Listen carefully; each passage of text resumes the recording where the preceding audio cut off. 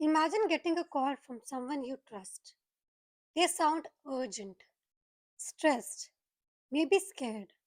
They ask for money, or information, or access to something important. You don't question it because the voice sounds exactly like them. But today, AI can clone voices, fake videos, create news that never happened, influence elections, leak private data, even make decisions faster than humans can control. And sometimes, the biggest danger isn't that AI is malicious, it's that it is powerful, fast, and often blindly trusted.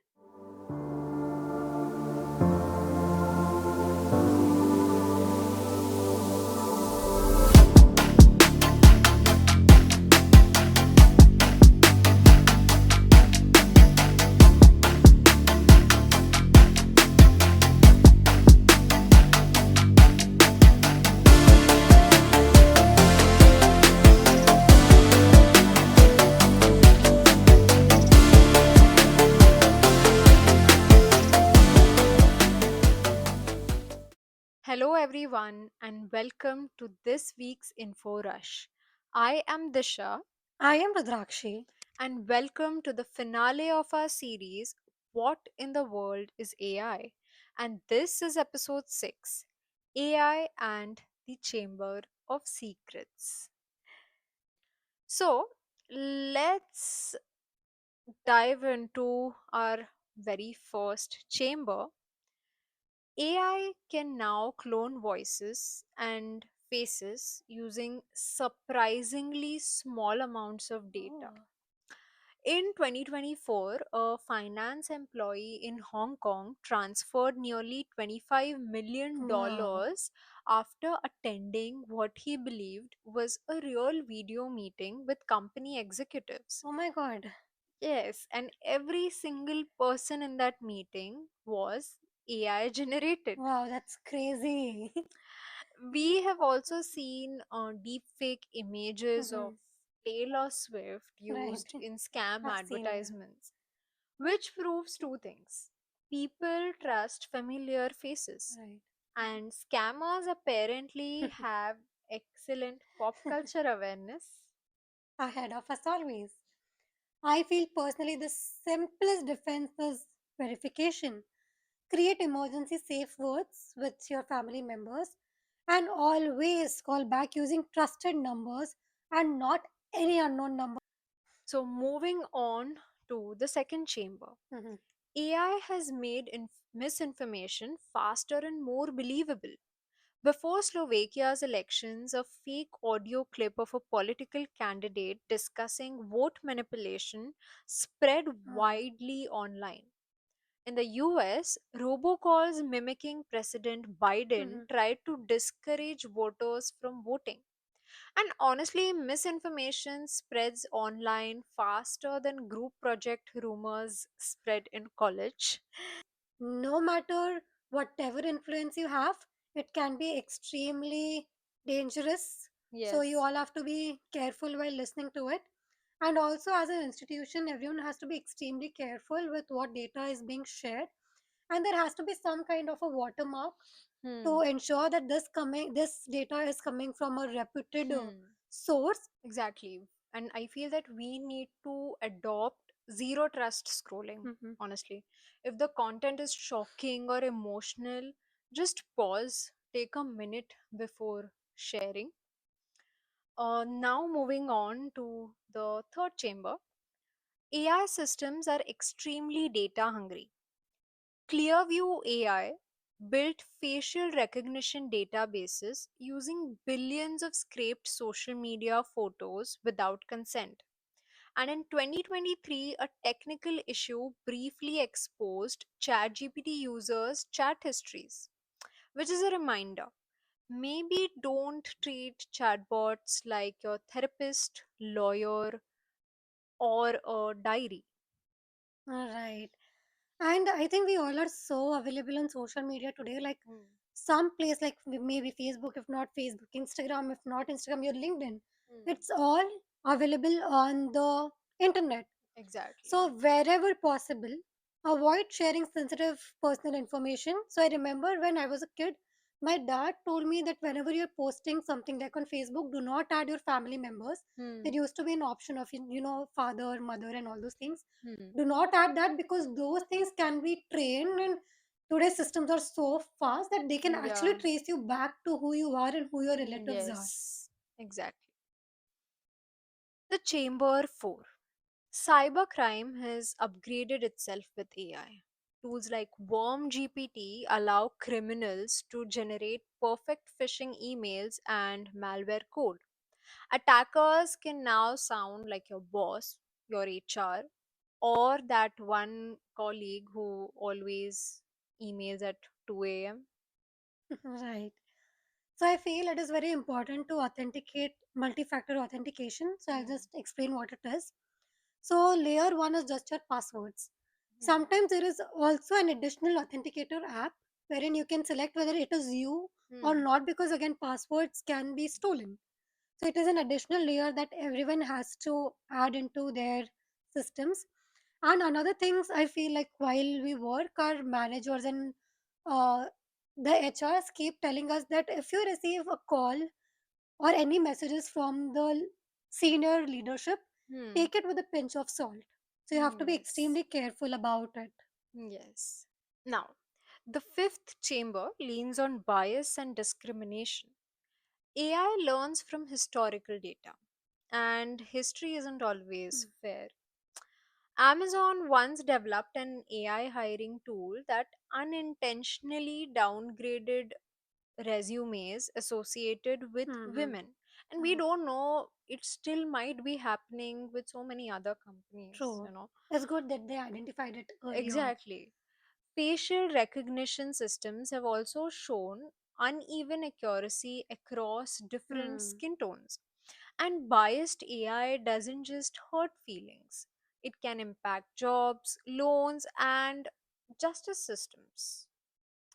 So the thing is, like, individuals should always question automated decisions, and organizations should regularly audit AI systems for fairness, just the way Amazon did, and Hmm. it scrapped those systems because there is a lot of history.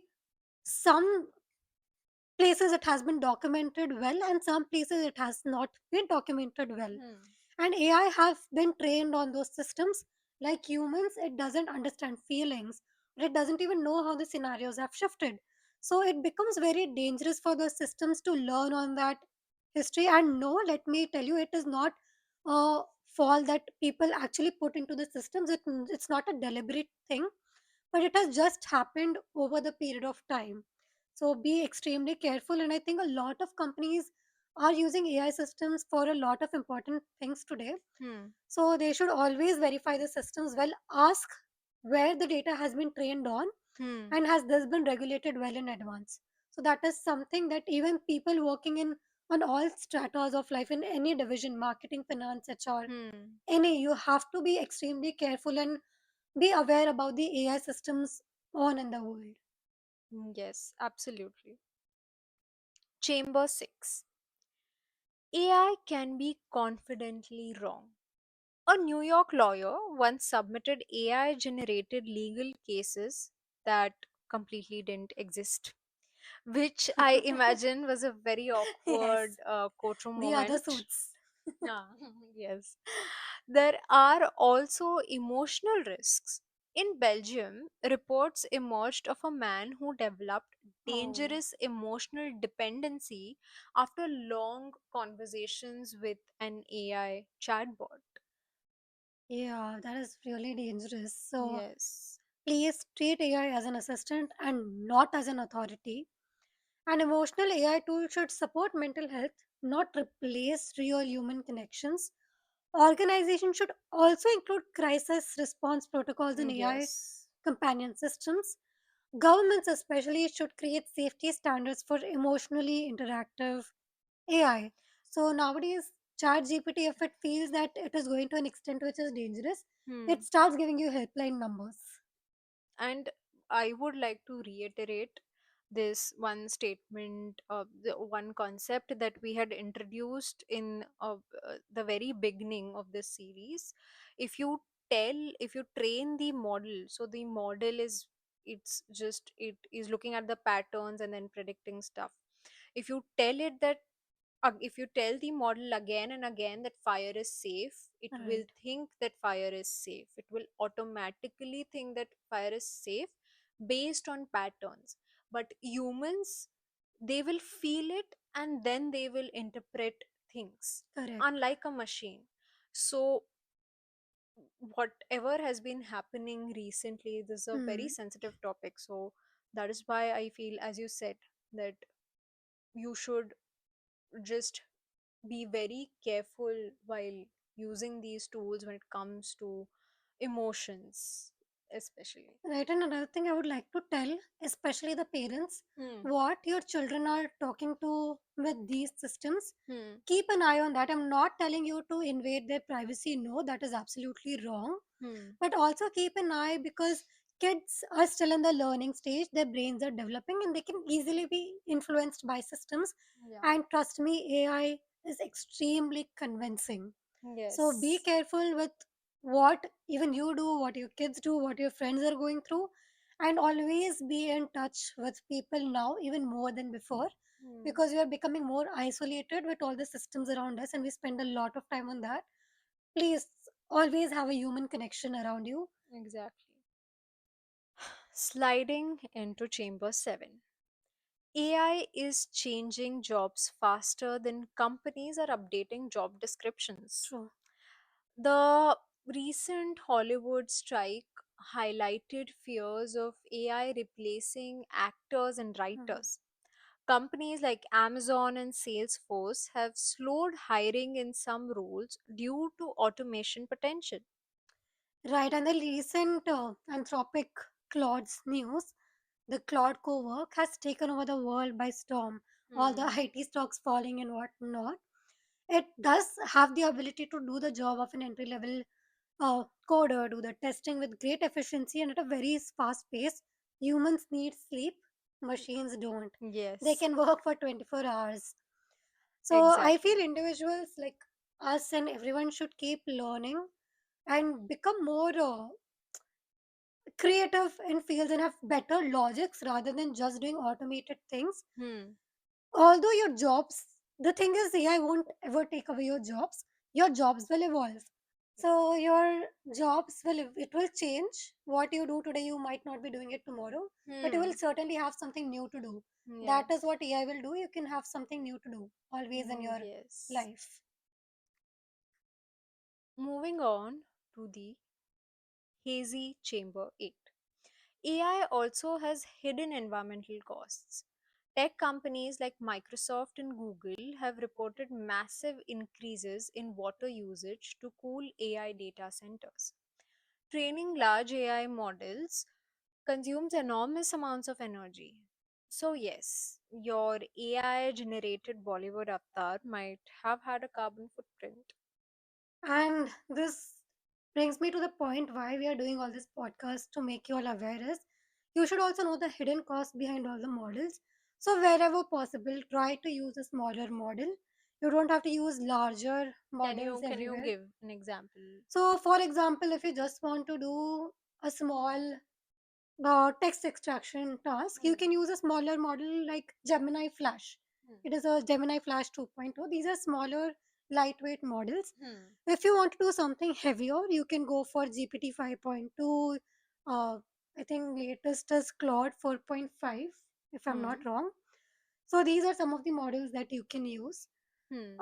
I feel companies are also going towards green energy. Hmm. So, That's debatable according to my opinion. But regarding energy consumption, I recently came across this news about Star Cloud. It's a startup backed by Nvidia, which has sent okay. a satellite in I space. know, yeah.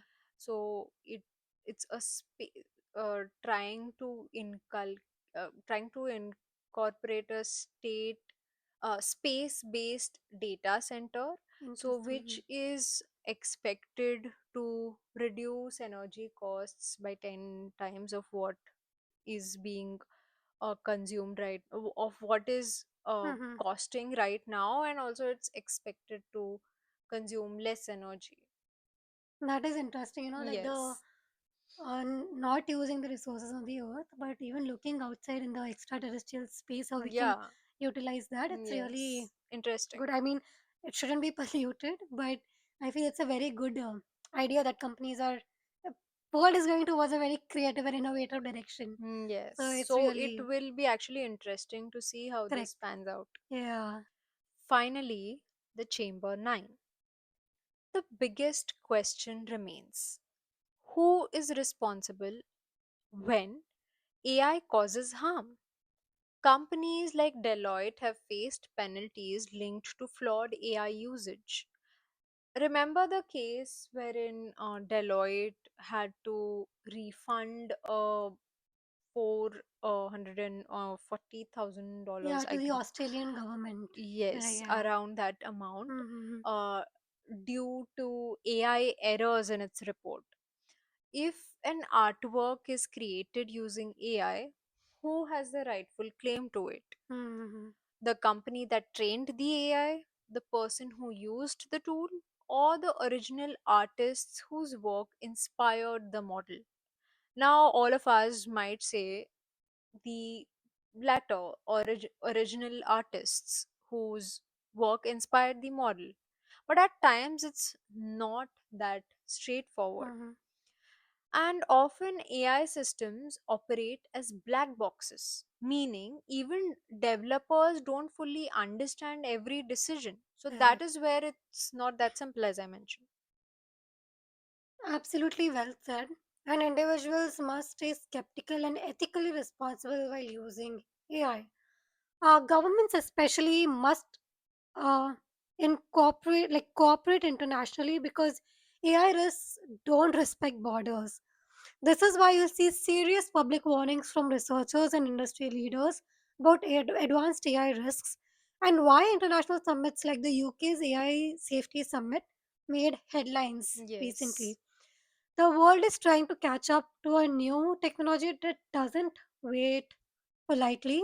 And I feel AI has been a topic which is being widely discussed in all the recent, like we know about the G20 summit or Hmm. G7 meetings or um, all the other meetings. AI has been increasingly important topic. Also during the Israel-Palestine war, Hmm.